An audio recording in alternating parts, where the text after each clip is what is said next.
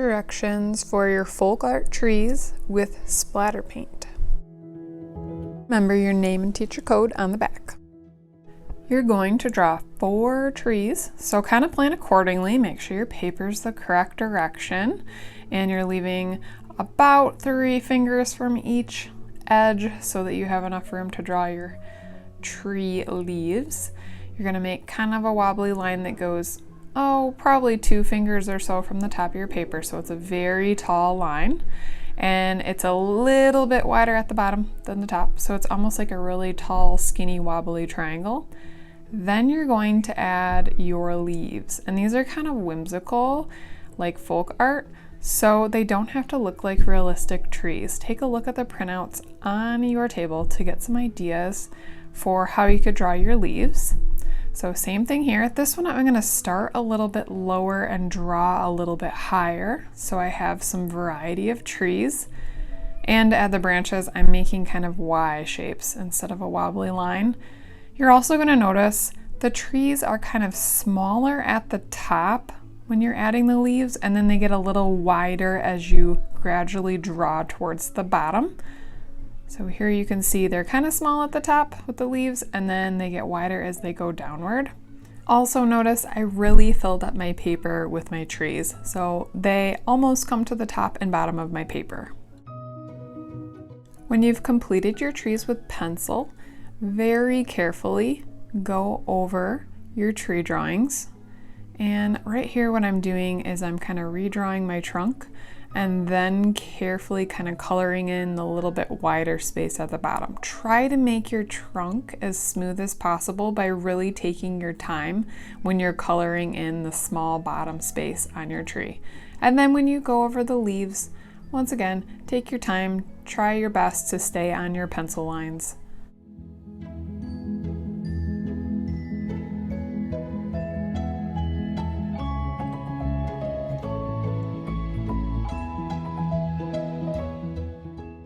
When you're done with Sharpie, you're going to use liquid watercolor to color your leaves in. But it's really important. First, you're going to paint around kind of the edge you created with your leaves. You're making a blob shape first. It's really important not to forget this step so that your tree holds its kind of whimsical folk art type style and shape. So carefully go around. I'm just barely beyond the lines that I created for my leaves. And when you're done doing that, you're going to fill in that blob shape with the same color. Really remember to take your time and pick up your brush.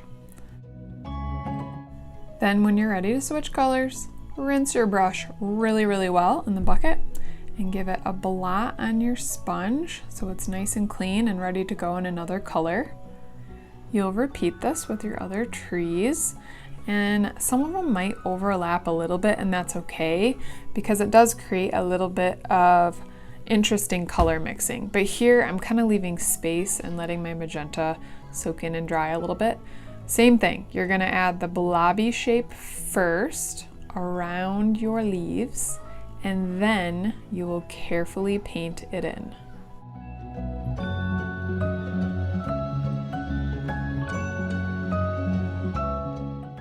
Just keep going, making your blob shape and then painting it in.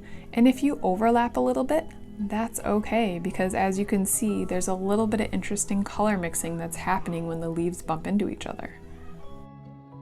For a final step, you'll add splatter paint around your trees. When you do this, you're going to dip your brush and gently, very, very gently, tap your brush around your trees in the white space.